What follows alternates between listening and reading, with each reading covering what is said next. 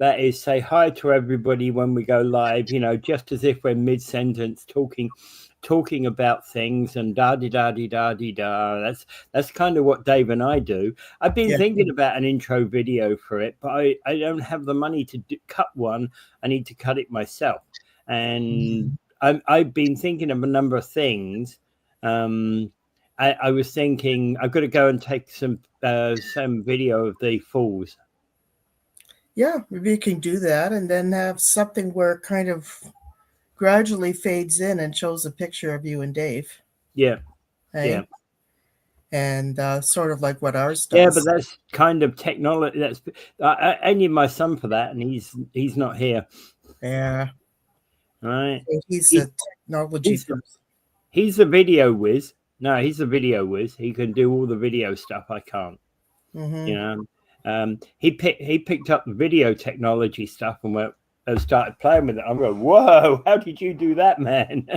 And he says, "Oh, you just pull this here and pull this here and pull this here and do this and do that," and and it's mind blowing. Yeah, I can't do that kind of stuff. And what happens? That goes bonkers. Good morning, Karen. Hey, our senior of the year. Yeah, Region's senior of the year.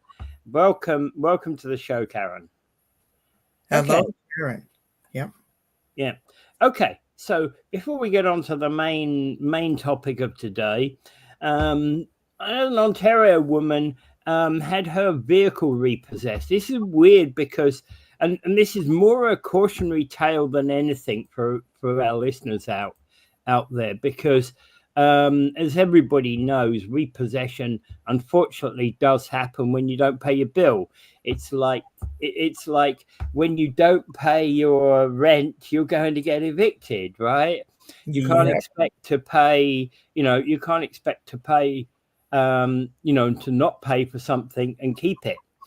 But this is what happened to this woman from Brampton this recently. She had a 2014 Mitsubishi Outlander, which was repossessed in March. And basically what happened is the car was bought outright, but her mother had to pay $3,000 to upgrade the car when she gave the car over to her daughter as a gift for graduating. So it's an old vehicle, but the money was loaned because of the need for upgrading the car. I get it. There's some ways and means. So it's not that, being 2014, it's probably worth, I don't know. Don't quote me on this. I haven't looked up Blue Book, but it's probably worth 10 grand, right? As a car. So there's a $3,000 loan on a $10,000 car. Obviously that's a collateral that the bank is going to say, yep, I can deal with that kind of collateral. It's good for me, right? Because it means they can repossess it. But have some value and sell it. Yeah, exactly. It still has some value, still can be sold, if the worst comes to the worst. And in some respects here, you've got the loan company is betting that you can't repay, in return. I think 90% of the time, a loan company is looking just to facilitate you getting that loan. They're not really contemplating repossession, but the repossession department that has a stake in this is in the bet that, you're betting them that you can pay it, and they're betting you can't pay it. Yeah, and then they also have somebody on staff that gets paid good money that would handle all the repossessions. Yeah, and that's often done with somebody like they deal with. They have lawyers, etc., on staff. They weren't necessarily, administrative people that deal with purely and simply with repossession. They don't. It doesn't necessarily go to lawyers at that stage, but but again, it can. I do know paralegals that have worked there. Yeah, it can go out to a to a private bailiff to get repossessed. Yeah, and then bailiffs. And then bailiffs just go out and get the car. Yeah. And then the problem here lies is you've got, this particular incident, you've got a $3,000 car loan, of which we're not told actually how much is left to pay. But let's say on average it's $1,500 left to pay. Now she's got a situation where because she didn't make 2 payments, the car's been repossessed, and now there's $2,000 on top of those 2 missing payments that have got to be paid. Oh, yes. Right. And then So if she's she wants to paying pay it back, that's over and above that because she has to pay back the fees to repossess it. Yeah. I actually, whilst repossession should be able to happen, I think there needs to be some legal procedures that delay repossession till the very last minute. Yeah. I think this needs to be firmly in legal things, and the percentage that you have to pay should be in percentage to what you owe. Yeah. Right? It's crazy. For example, like people who don't pay rent for a year and how it takes us forever to get them out. Get the landlord-tenant board. It should be the same for cars. Well, yes, yeah, but in a way, what I'm saying here, it's ridiculous if you owe $300, 2 times 150. I think this particular case is. It's ridiculous that now you've got to pay $2,000 to get your car back. Yeah, that's it that the person owed. Yeah, and that they didn't pay. Yeah, I think that you consider it more severe if the person hasn't paid like in months, like a few months or so. 2 months they hadn't paid, and they're paying $150 a month. Yeah. Right. Yeah. So they owed $300, and they repossessed the car. Right. I don't, I think repossession should occur at a certain point, but equally well, the amount that you need to repay to get your car back should be proportionate to the amount of debt that you owe. Mm-hmm. Right. I get that, a $300 debt, 2 payments, you shouldn't be paying more than the amount of debt that you pay in additional. We seem to put these, we allow these to stack up to inordinate amounts of money. Yeah, sort of like when people have their houses foreclosed upon. And well, that's the other thing I was going to lead up to, house foreclosure. To me, I'm very bitter about Canadian ways of house foreclosure. I'm not saying you don't get your house repossessed if you can't pay, but there should be a procedure that the can't pay procedure needs to actually go through the courts, needs to be decided upon in the courts, not by some solicitor taking over the file from the mortgage company. They instantly also then, so you owe them 2 months worth of what happened to me is you owe them 2 months worth of mortgage possession, which were mortgage payments, which was $1,500 a month in that, about that for the one that I had. So 2 months, and then all of a sudden there's the solicitor bills on top, which is $18,000. No, a solicitor bill. How long did it actually take them to fill out the paperwork? Yeah, solicitor bills need to be proportionate and again in relation to the amount of work needed to do the job. And it's and when you think about it, it's a law clerk doing that job, not a solicitor, and it should have to go through the courts, not be done on a simple order like that. And particularly a house needs to go through the courts. Right? Yeah, it needs to be a court system that enables you, because you've got to be able to allow the person who's just become jobless to have every opportunity to in fact save their house. Yeah, exactly. Right. And both are the same kind of situation. Paying $2,000 on a $300 loan, that's ridiculous, but still. We can bleat on about that. That's what the rules are. Just keep yourself safe, keep your possessions safe, and do whatever you can to try and pay your bills. Is all I can really say. Yeah, prioritize payments. Yeah, and actually rent or mortgage, and prioritize your car payments. And a person, Martin Kozik from Canadian Debt Relief, says if you if you're in notice of if you're in a repossession notice, if you receive a repossession notice, contact the lender right away. Right? I would actually say, as soon as you actually miss a payment, talk to the lender about what the options are. Mm-hmm. All right, go talk to them. Go say, hey, I've missed a payment. I know this. Can I add that over the next 6 months? I'm going to be able to make my, I missed my May payment, but I'm going to be able to make my June payment. But can I add my May payment over the next six months monthly payments? Mm-hmm. Right. At least then you've got some hope of getting it repaid. Or if you're unemployed and you've got no chance of a job, again, they would prefer to hear that probably up front. It's not going to stop the repossession ultimately, but it might give you a couple more months. Yeah, exactly. That's what I remember. I've a couple of people that I talked to. Oh, Peter. Hello, Peter. Yeah. You can see the Mm-hmm.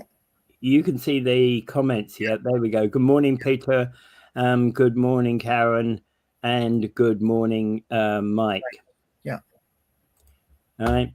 Yeah. So ultimately, it doesn't stop, because actually the first thing I did was I told my mortgage company, and since it was not an A lender, the mortgage company just shrugged their shoulders and said, "You don't pay, tough luck." Right. Mm-hmm. That's why I think we need to change the procedure to be, you have to do it through the courts. And that's what they do in the UK. Ultimately your mortgage company can repossess your house, but it has to be taken through the courts. You have to actually have the debt, certified by the court, which means same as a landlord-tenant board. You have to go through the courts, have to serve a person with a notice. Then after so many days, if they still don't do it, then you can go to the courts. Then they wait a bit, set up a hearing, and then you go to a hearing, and then they decide whether the person should be evicted or not.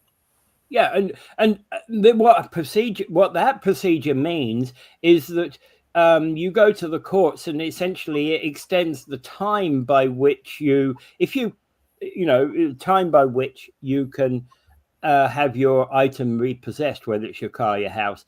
I think it's only the big items that really matter. Small debts on other things are normally paid as a debt, and then you'll go through the court system anyway. Mm-hmm. Right, or it might go through a debt credit bureau. All right. Anyway, let's move on from there. One of the things we're talking about today is homelessness, and the Bill 6 that is being proposed through Ontario. So I know to do time allocation. I think they tried to pass it yesterday. I'm not sure if they actually did, but they're trying to do it without public hearings, without anything. Yeah. And this is a very serious bill. Have I frozen up? Yes, you did. Okay, keep talking. Yeah, this bill itself is is pretty complex. What it does, it just allows municipalities to deal with encampments in a way that to try to find where all the encampments are, and then allows a city to pick up the encampments, evict people. And what happens is the people either move along to another place, because they usually don't have shelter space available for them. Or what happens is if somebody is caught where they actually believe the person may be in possession of drugs, they don't actually have to be in possession of drugs or found to be possession of drugs, but the police officer believes they are in possession of drugs, that they could actually arrest them, charge them, arrest them, and put them in jail. And it could be up to 6 months in jail, and fine them for up to $10,000. I don't know of any homeless person. I don't know if you know any homeless person that has $10,000 laying around the house or they don't have a house. Yeah, and $10,000 is an excessive fine. Can you still hear me? Yes, I can hear you. Yeah, I've just frozen on the screen. Yeah. It seems that I'm in a situation I can't change. I can't change anything on my, so all my text is frozen up. I can't move from tab to tab. I'm absolutely frozen. But if you can still hear me, that's fine. We'll get on with it. Yeah. So basically, there were rallies yesterday in Toronto, Kingston, Ottawa, and somewhere else. Yeah. A few days ago in St. Catharines, they had the bit round by City Hall. Okay. I wasn't aware of that one. Places across Ontario, they've had rallies where people went and they protested. They were they were talking at City Hall about that, and they were going to be putting that motion to City Hall. I'm not sure how that was done, but there's $700,000 available to St. Catharines. So St. Catharines would have the money and extra money for policing, so the homeless people could be arrested and swept on the streets. In the 80s, they did that too, right? Because it was assumed that everybody on the street, you're on the streets because you had mental health issues. Yeah. No, people are on the streets for many myriad reasons, but the thing is, I think being on the streets can cause you to have mental health issues or drug addiction. Because when you're on the streets, I mean, what are you going to do? Right? It's very stressful. Okay, Mike is saying homeless encampments are the product of the callousness from municipal and regional and provincial governments ignoring the true problems of causation. Well, actually, I was going to say here was one of these.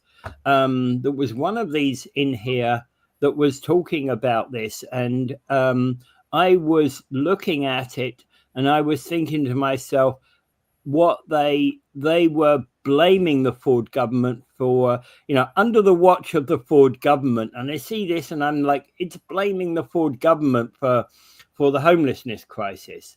And this was also, some of it happened before the Ford government. We've had, I think it was not entirely, 1993. Government. 1993 was the year in which the federal government got out of the housing business and dumped it onto the provinces. And then in around 2000-ish or so, then the provinces stopped dealing with housing. And there is no more funding for building like co-ops and other nonprofit housing where people could get rental or affordable rental housing. You have to deal with the rental market. We just had an election where everybody was complaining, oh, I don't have we cannot buy a house. I cannot afford to buy a house. Okay, let's look at the people who have to be able to afford rent. Okay? Some of these middle-class people who can't buy a house also can't afford rent either. So we have to pay attention to rents. And rents have to be low enough so that people could afford to save for a house if that's what they want to do. Well, actually, there's some crazy situations also out there. Is that there's a person? I spoke to a person the other month. She said my rent is $2,200. I spoke to the bank about could I get a mortgage for a house like this one. All right, and my rent is $2,200. And somebody, a mortgage broker, told me that my mortgage would be $1,500. So I talked to the bank about that. I'm paying $2,200, but madam, your credit rating is not high enough.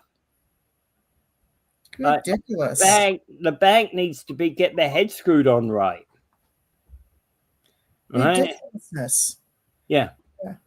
Because this is ridiculous. Because this is the thing. That's like my people next door to me. They're renting the property next door to me, and they both make good money. Yeah. And they've been trying to get back into home ownership, and they pay about $2,600 for an upstairs main floor rental. Yeah. Right? It's a small 3-bedroom. Right? I've been in there. It's a nice house, nice place. But they were saying, yes, he says, I've said that I could afford to pay $2,600 a month, but I can't afford to pay $1,200 for a mortgage. Yeah. Oh yeah. Yeah. It's a ridiculous situation, right? And this is all contributing to a homeless crisis that is absolutely dramatic here. Plus, also local municipalities have largely stopped building affordable homes, whatever the definition for that is. Yeah, and they have to be very specific. Okay? There's like I've been reading on housing policy, and I'm trying to put a lot of the things. Well, many things. Well, many things with respect to housing, they don't. Federal government or provincial government does not contribute anymore. Like now, they're recently. Federal government did start getting involved a few years ago under Trudeau, and now under Mark Carney, new government, he has some new ideas about housing. But prior to that, there wasn't anybody.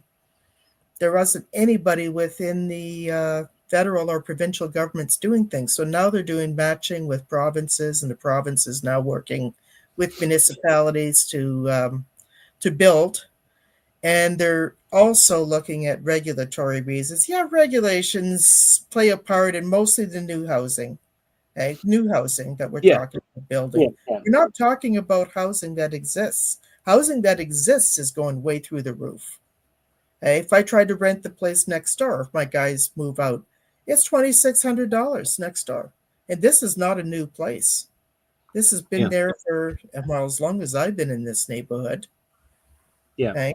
And this is something we have to look at, because if $2,600 for that, if it's just an upstairs and you have a family for $2,600, okay, which is actually low, believe it or not, for housing in this area, okay, for a monthly rent.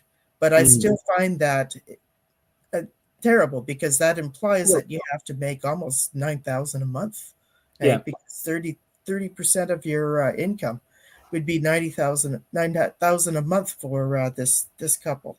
But I don't think they make $9,000 a month. No, they're probably more like the typical typical Niagara resident. They probably make four to five a month. Yeah, I think they make about 5 or 6.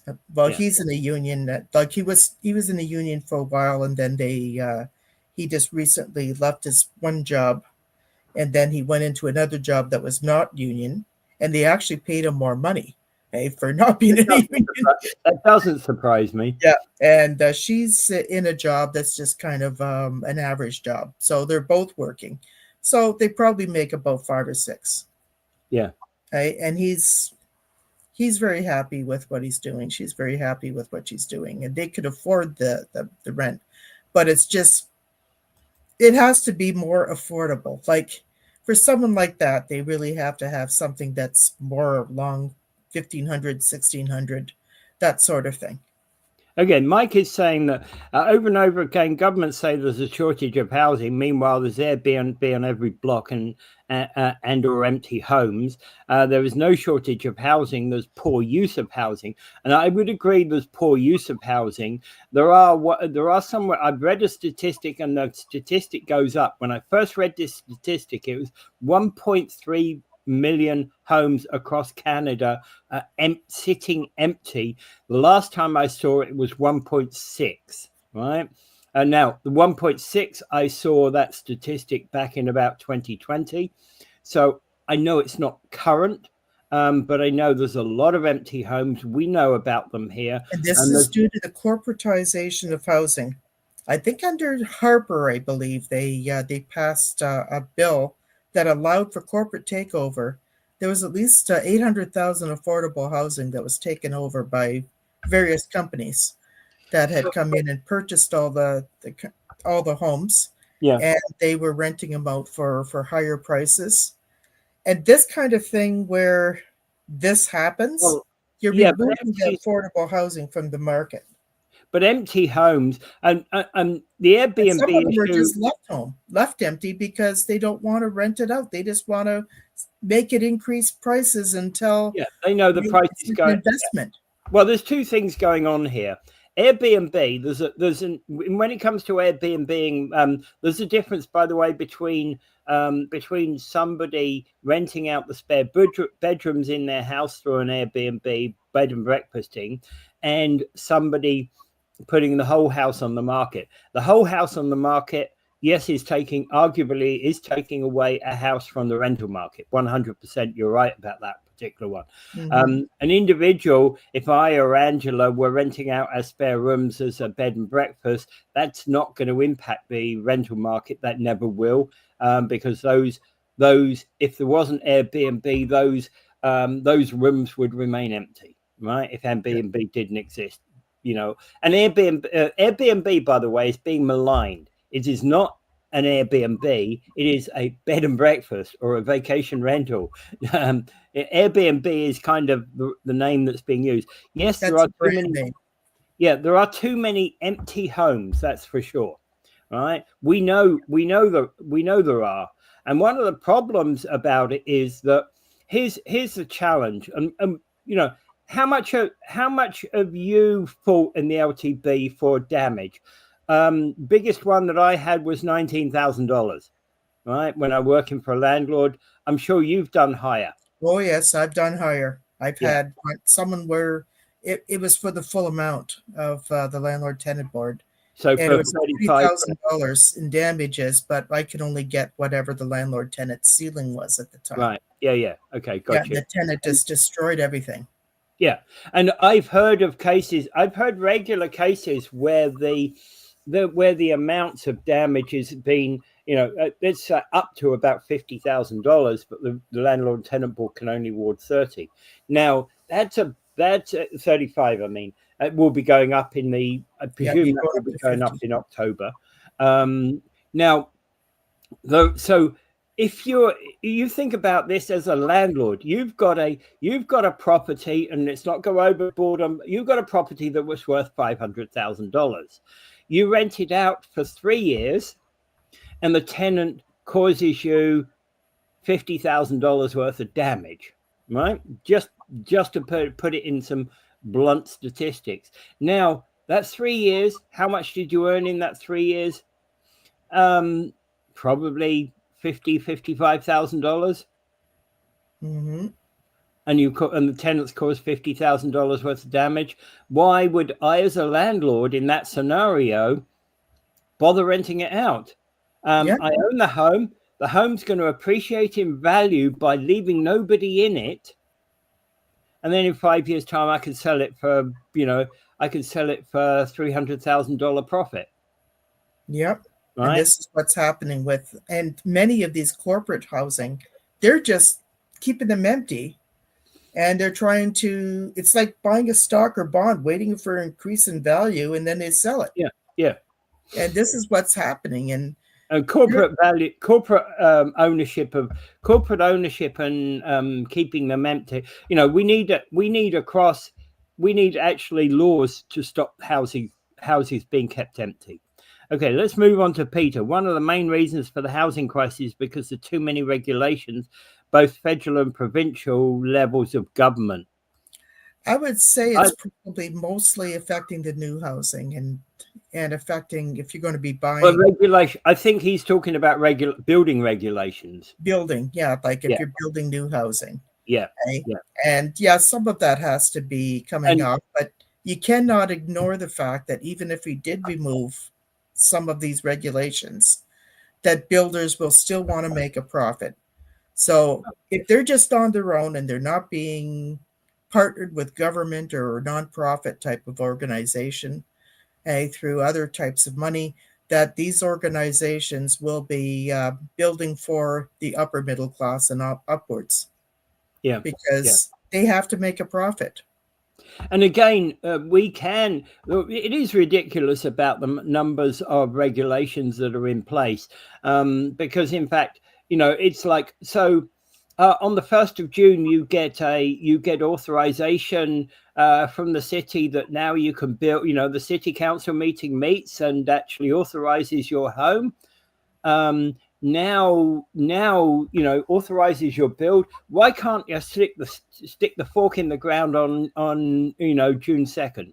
Get my building crew to work on June 2nd, right? You can't. It's typically from the point at which let's say that it's not June 1st when the city discusses it.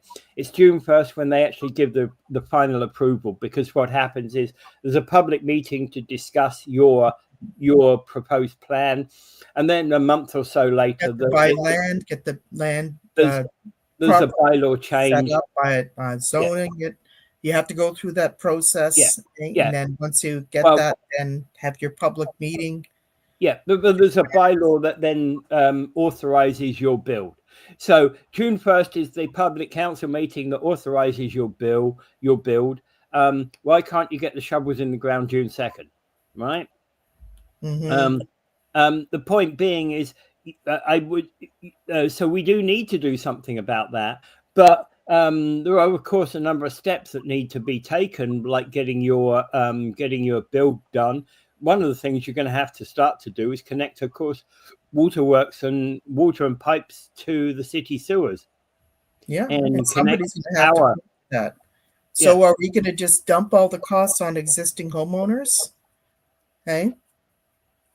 Well, but part of those costs come from the developer, because even if I'm building a single house, part of the cost of that comes from the developer to build the underground system to move to the city sewers. But part of that cost comes from putting a section off the city sewers that allows them, putting water pipes in, putting the city sewers that allows them to connect to the city sewers. So there is a small cost to the city, but there's a cost to the developer as well. Right? Yeah, and the developers were talking about putting that onto the city taxpayers, which is especially if you're going to be building a lot of housing, and then they want to put it onto the taxpayers, and if it's rental housing. We have brand new rental housing that's in St. Catharines. For a 2-bedroom, you're paying $3,000 a month. Yeah. That's ridiculous. Carlisle. Yeah, these are those apartment buildings, aren't they? Yeah, exactly. The thing is, well, that would be a great location for you and for me. Hey, get to the work, I can walk to work. Yeah. I'm not paying $3,000 a month to get. Yeah, me neither. I couldn't afford $3,000 a month. Most people can't. Yeah. Hey, I don't know who they're trying to attract to live in these places, but this is where. But the thing is, he probably had to rent it out for that much probably because of the cost of building new housing, and without support from the government. And what Mike is saying here is, when somebody says they're in real estate, they're running Airbnbs. They're running an Airbnb corporation, right? Bed and breakfast is different. Yeah, and should the Airbnb be regulated? They are, Peter. Mostly they are regulated. They are. You have to get licensed to get an Airbnb. Yeah. Right. You have to get licensed, and it's definitely there are regulations. But there are. Let's be honest. There are probably hundreds of thousands of listings on Airbnb that are unlicensed. Yeah, exactly. There's a lot of underground Airbnbs out there. Yeah. And that is, of course, what Mike is referring to as being a negative factor on the housing market. Okay, that's one of many factors. So Toronto homeless advocates rallied against Bill 6 yesterday. Kingston gathered in Confederation Park, which is the park that's across from City Hall. So Toronto, they were demonstrating in Queen's Park. Other places they've been demonstrating at City Hall. Yeah, because one of the main problems they're doing this, they want to spend all this money, which could add up to millions in Ontario, so that they could simply pick up the homeless and arrest them and stick them somewhere, Okay? And for those that they think have an addiction problem, this is believed to be in possession of drugs, Peter. It doesn't necessarily mean they got caught with drugs. So you and I, a homeless guy who's walking past, walking past a known drug user's tent, and maybe he knows that known drug user and chinwags with them for a minute or two when the police raid the place. That guy's going down as well, even though he's never touched a drug in his life. Everybody in the camp, and then they might even force. They're trying to think of using Section 33 of the Charter to force them to get addiction treatment. In my own experience, that hasn't worked very well, because what happens is put them in jail, put them in a facility. They come out of the facility. How long do you think it'll take for them to get back on the streets? How long do you think it'll get them to overdose? Because while they're in the facility, they lose that tolerance they had for that drug. Yeah. Okay? So when they come out, then they start getting that drug. They get access to that drug again. Well, one of the things you were housing. It's interesting because that's supposed to treat homelessness. I didn't know of any kind of affordable housing program that's created by forcing people into jails or facilities. Yeah. Yeah, and one of the things you talked about there is forcing people into drug rehabilitation programs, and the fact that doesn't work. I had a friend for many years, known her for a long time, and she's a friend of mine who, in the 70s, she was in the rock and roll industry. She was an American musician. She went to Europe. While on tour, she got involved, unfortunately, in drugs, and had to quit the band. Had to, for her own safety, she had to quit the band. Had to go back home, and she spent 30 odd years being a drug rehabilitation an advocate, etc. And she was very much of the viewpoint. You have to be voluntary. You have to realize your own issue. It's like alcoholics, and an alcoholics. You take to an Alcoholics Anonymous, and you say, "Here, you're going into the program." They won't succeed. It has to be voluntary, because of the fact that those people, have to go through the process. They have to reach bottom before they can start climbing back up. Exactly. And they've actually done some research on this. I remember the 80s when they tried this. Some of it was for addiction. A lot was for mental health. Both of it fails miserably. Well, that was what happened to my friend. She reached bottom. She said to her band members, "I can't do it anymore. I'm done." Right? They put her on a plane back home. Said, "Go get help. Go get help." Yeah. Right. And that's what she did. She said, "I need help." Yeah. What's needed is you need plenty of services for voluntary treatment. We don't even have services for voluntary treatment. I don't know how we're going to create services for involuntary treatment. Yeah. And part of the problem that we face is that, I am always very, very concerned when I hear about anybody using Section 33 of the Charter, the notwithstanding clause, because when you're using the notwithstanding clause, it means your law is not very well founded. Yep. And this is also, you're punishing homeless people for being homeless and punishing the poor for being poor, as opposed to trying to, hey, I've got a book right now that says the solution to homelessness is housing. And this guy went around the states. He did a years-long study, studying different states. The numbers and composition of homelessness varies among the different states and cities. Some cities have hardly any homeless. Some have a lot.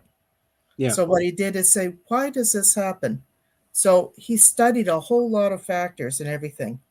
And the main factor that determined having a lot of homelessness in any given city or county or whatever is the price of housing, the availability of housing, as well as the availability of supports for people who are low income in that area. And that's basically it. It doesn't talk about the amount of drugs flowing or cartels or whatever, or people with mental health issues. Mental health issues are primarily relatively even, and it's been relatively stable over the years in terms of serious mental illness. I would think just the proposition of you're being made homeless tomorrow, that in itself would bring upon you mental health issues. Yep, exactly. Because they found through programs like Housing First, where they did wraparound supports, after they put somebody in the housing unconditionally. They didn't have to do anything, whatever. They just got them a place to live, got them a basic place to live that they could afford. And we're not talking bathroom, kitchen, just private. And on site, they have somebody who can access them to facilities if they want. And here's the question about Housing First. Places like Finland that do Housing First, the people here, there's a lot of people here in Canada who say, oh, that's the trouble. They're putting them in palaces. No, they are not. Let's be very clear about this. You are getting a tiny home or the equivalent of a tiny home. Most of these are apartments. You're getting you're getting a bed sit basically. Very little facilities. Do you think that bedsit has had anything but basic maintenance done to it since the last person left it? No, it is not. There's no golden taps. There's no, there's no Trump Tower. Yeah, there's no Trump Tower type apartment here. We're talking about rock bottom basic apartment that probably half the time the shower doesn't work. Mm-hmm. Right, and they work with them, and then once they get housing, they found when somebody is stabilized, and a lot of times they stop using on their own. They just stop using. And the point about this is with Housing First, but the person doesn't, the person breaking up with their wife doesn't doesn't end up on the street. A person losing their job doesn't end up on the street, because what happens is they get the basic housing that they need, and that gives them the support they need to get to the next step of their life.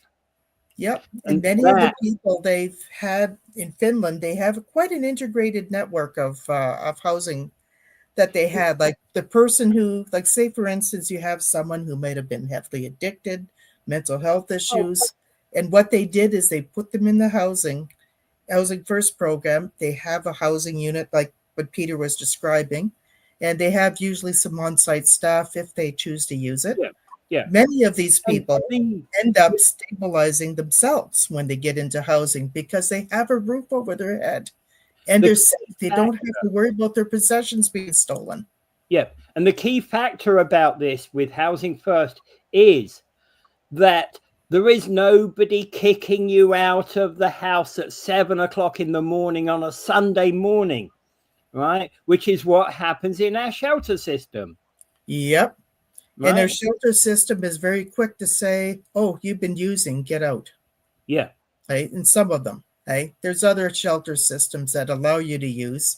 And that's a big debate among housing advocates, whether there should be allowable drug use in shelters. Okay, because some people who go into the shelters don't want to be there because of the drug use. Yeah, that's true. And you see, the criticism that you get about shelters in this country is drug users. You've just covered it. They steal my goods. They, whatever. Whereas if you go into a Housing First type thing in Finland, it's your home. You can stay in there 24/7 if you want to. You can go to work if you want to. You now have an address by which you can put on your resume, which means that you can go to work. Yep, and you have a door that could lock behind you. Your possessions are there. Nobody can steal them. Nobody's going to come in the middle of the night and steal your shoes. Nobody's going to come in the middle of the night and try to beat you up or rape you.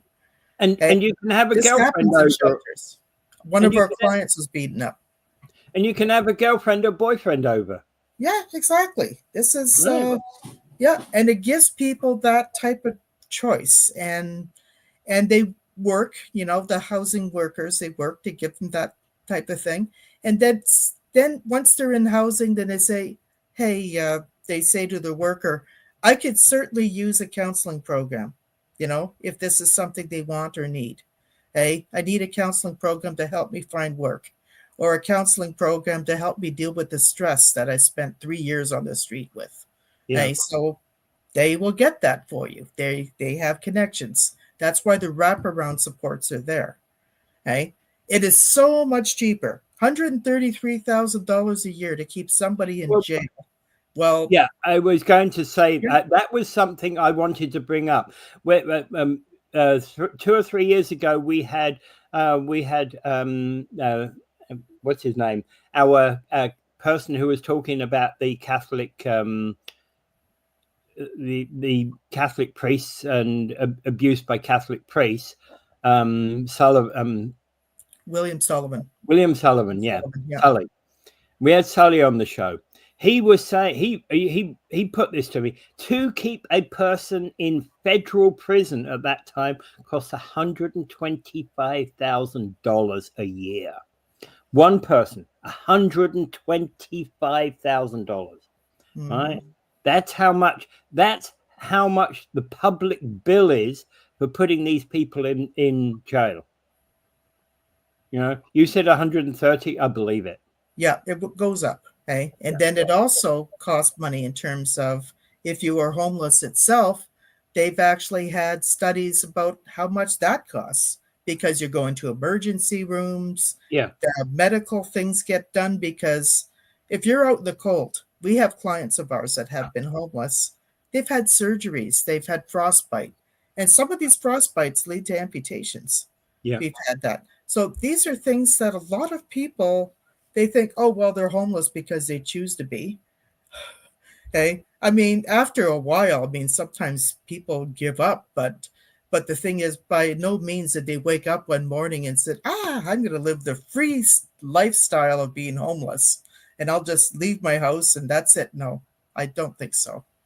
Hey, there's a lot of attribution that's falsely made. And here's the question that I have. Given what you said, 130,000 a person to put them in jail, versus the cost for support if you put them, you know, okay, there's a significant cost. There's a significant initial outlay for a tiny home in a housing, for, you know, for a bachelor apartment in a That's housing. About 23,000, 24,000 a year, like 25,000 a year, because you're paying for somebody to kind of help you get that place, put you in there, situate you, and then there's a cost of the wraparound supports. Yeah, I think I'd rather pay for the wraparound supports. That's what I was trying to get at. We know the cost of putting you in jail is $130,000, plus you need the wraparound supports anyway, likely.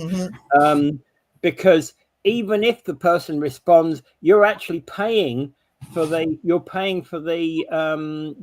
drug rehabilitation program.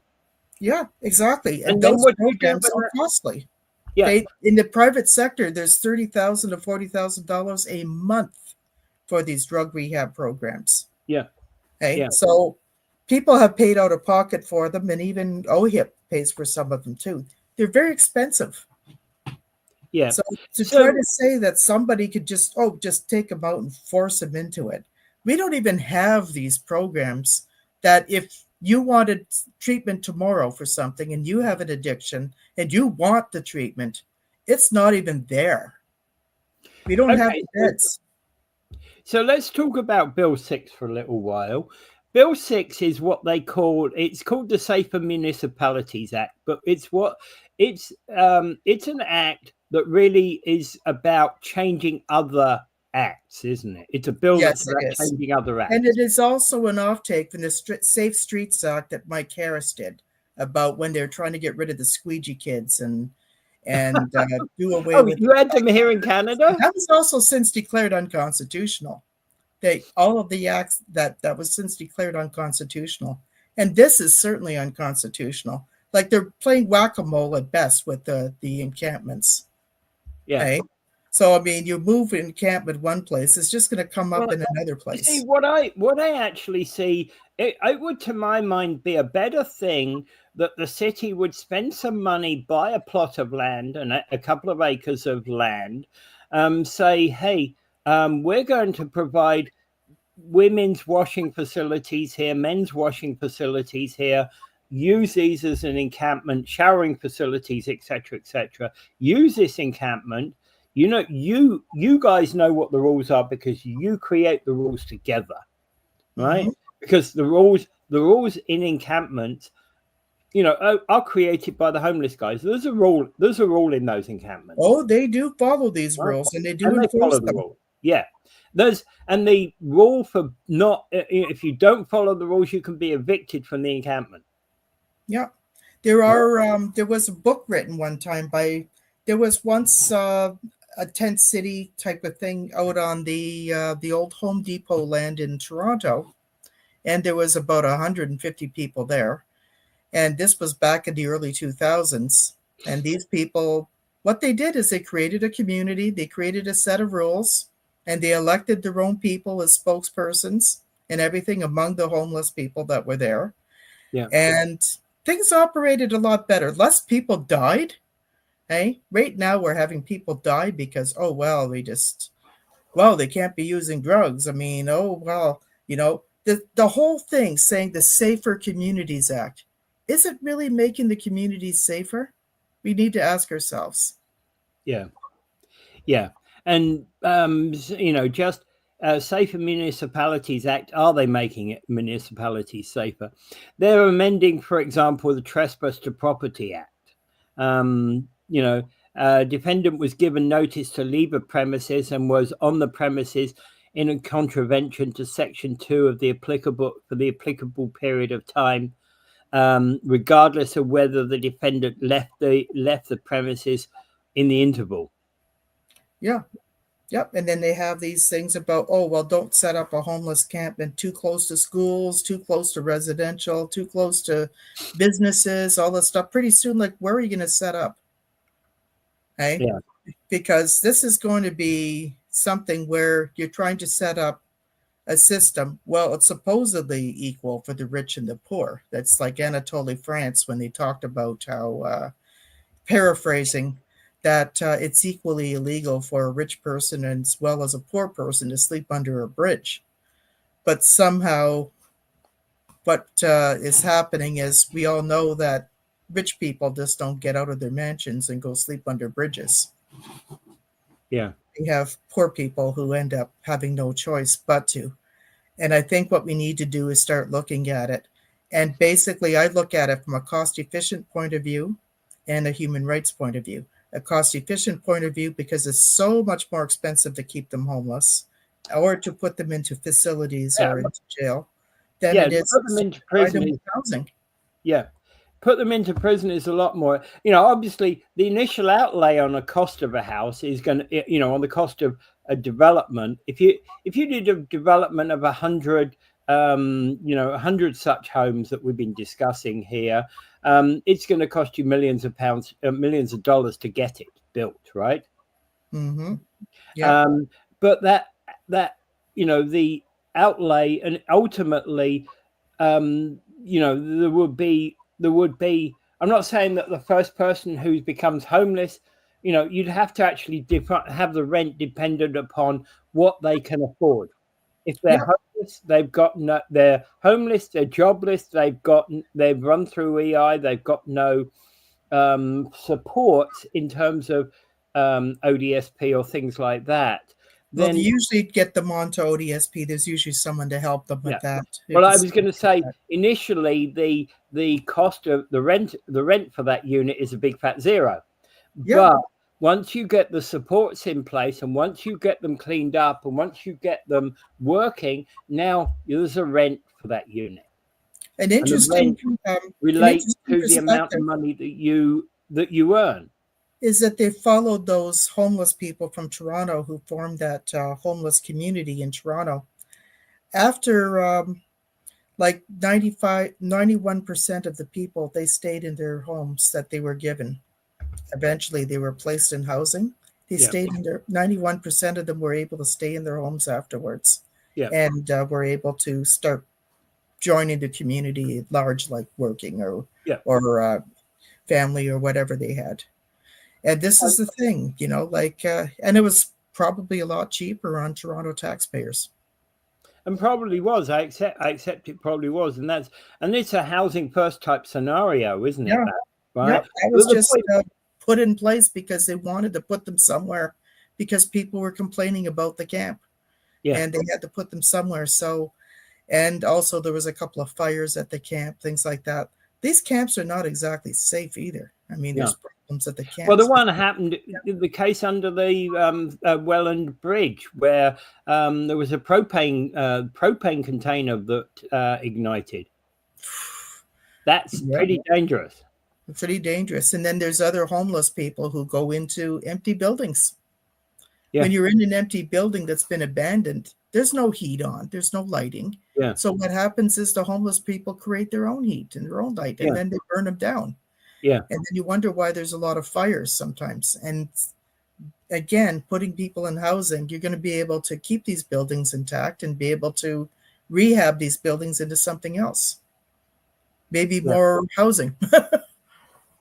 Well, in fact, actually, one of the arguments, when we both, so we had 2 Canadian Tires in Niagara Falls, one on McLeod Road, one on Montrose, and one of the suggestions was that the one on Montrose was demolished, the one on McLeod Road is still there as a building. One of the suggestions that was made by some people was, hey, we should turn that into a camp for the homeless. Put the homeless up in there. Build shelter for the homeless. Mm-hmm. Now, this probably be way too big for a homeless shelter. Yeah, but still, it'll be filled up. But still, the point being is that you could easily build lots of tiny homes there, lots of tiny bachelor apartments, and put those people up. Yeah, there's different ways they can do that. They can get people who build things. There's people who are working in our building for our offices. We got 2 floors above us where they're building 30 residential units. And one of the things we did talk about earlier on, and one of the things that I'm in favor of, and one of the things that I campaigned upon here in Niagara Falls when I stood for election, was that if there are empty houses, that those empty houses, that we put a new empty property bylaw in place, that it mean that you've got to pay an enhanced property tax for it. 2, you're going to be given an ultimatum: rent it or lose it. Yeah, rent it, sell it, or lose it. Yeah, rent it, sell it, or lose it. Right. And if you lose it, then my proposal was, hey, let's have it rebuilt, and let's house them homeless. Yeah, help it house homeless. One house could make 2 apartments easily. Yeah, like there's many different options for this. Okay, most of it will be existing housing, but there's going to be need for more outside housing too that needs to be built because some people want to buy a new home or whatever. Okay? Yeah, but what I was also thinking is some of the homeless who've got home building skills, like former bricklayers and plumbers and the like, could be involved in building their own homes. Yeah, exactly. They've done that in Toronto one time. There was one thing that they built one time that was for homeless. They hired a bunch of homeless who had the qualifications, who had the tickets, and they had them build the different housing downtown. And then when they did, they brought in them and other homeless who would go in there, and eventually they would start kind of forming a co-op type of thing. One of the things you could argue, though, Angela, is that, hey, it's all fine for Toronto. Toronto's got a lot more money. Toronto's bigger. Toronto's, it's a 2.5 million. You're talking about a city that's 2.5 million population. We're talking about, with Niagara Falls, we're talking about 100,000. With St. Catharines, we're talking about 150,000. We're talking about 500,000 across the whole of the Niagara region. And in an area that's way, way, way bigger than the whole of Toronto, right? And yet, so we clearly don't have the budget for a lot of what Toronto do. Yeah, but the thing is, this is why I say there needs to be an involvement at all levels of government involved in these things, because this is one of the things that, reason we have some existing public housing is that it was all built in the 60s and 70s. It's not that we've had constant building going on during the 80s and 90s. Some of it was built in 2000s, which we have some of them through Bethlehem Project and some of the other ones that are being built, but far from enough. We need to have a nonprofit sector that also builds. Yeah. As well as government cooperation between both the private sector and nonprofit sector to ensure that what gets built, we have an even spread of what could be deemed rent geared to income, affordable, attainable housing, and then regular housing that people may want to either purchase or whatever. Hey, because it seems whatever's built these days tends to be condos. Well, and that actually is problematic because, in fact, most condos are not anywhere near the market, the space of affordable living. And that whole question about affordable living, as we know, is like we've avoided what that definition really means. Yeah, because to me, people should be able to get into a place and that could be afforded. Like, for example, if you make money and you want to choose to just move into a particular place, it should be affordable. There should be choices. Yeah. Because right now, even when we do have some units that are rented at an affordable rate, if you're on ODSP or if you're on welfare, or even if you're not working, a lot of people they turn them down. They're not supposed to. It's illegal to do that, but they do it anyways. Yeah. And we have had ads in papers saying no pets, no ODSP, both of which is illegal. Both of those are illegal. Yeah, exactly. But they do it anyway. I want to paint a picture. So when I first came to Niagara, we rented a house. All right. When I first came to Niagara Falls, we rented a house, and the house I paid for got in Niagara Falls was a 3-bedroom house, normal single family 3-bedroom house. It was semi-detached, so it was joined to the next house, right? But even so, it's a nice 3-bedroom house. Very not a bad house, actually, only around the corner from where I live right now. Now, do you want to guess how much in 2010 that I paid for the rent on that place? $800. Absolutely, $800 a month. Mm-hmm. And the landlord that's an affordable rent for most people. Yeah, and the landlord put on top of that different regulations. He put on top of that a $25 a head water bill. Mm-hmm. Right, and that was so it's essentially for our house it was 4 people, so it was a $900 rent, right? Mm-hmm. And that was an easy way to deal with the water bill because obviously use of water goes up and down per person, and that was probably about right. Sometimes probably the landlord made a profit on that, but other times he probably didn't.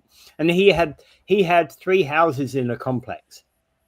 Mm-hmm. So he had the two semis at the front and a third house behind in the unit in behind it. Yeah, and at that time, it was probably a good investment for him. Oh, probably was, yeah. Yeah, but then what happens is a lot of the landlords, they say, now the market rent for a house like the housing that Peter was just talking about, They say, oh, they're going for about $2,500 now. So I got to figure out a way to get rid of the existing tenants and see how I can get that, because what it is vacancy decontrol.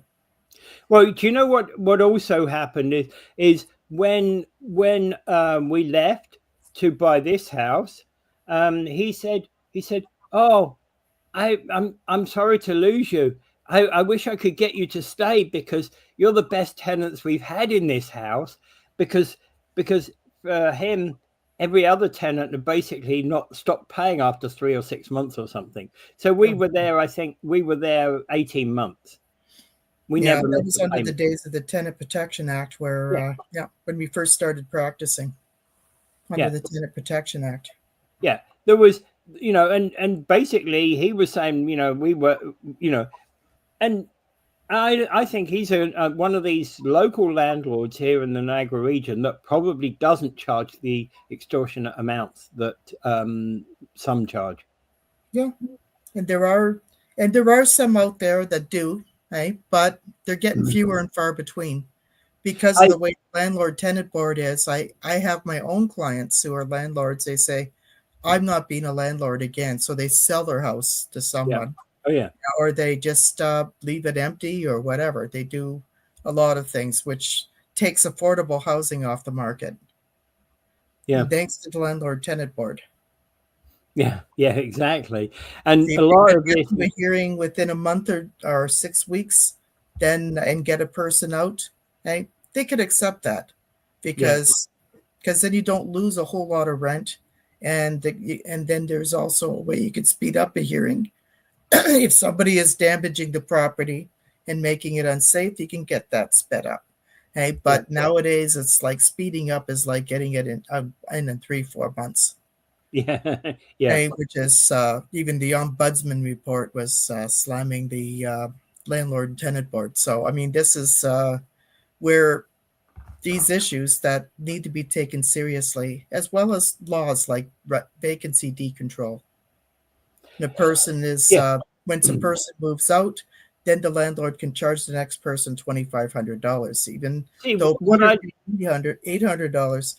Then the next person would pay $2,500. They could do that.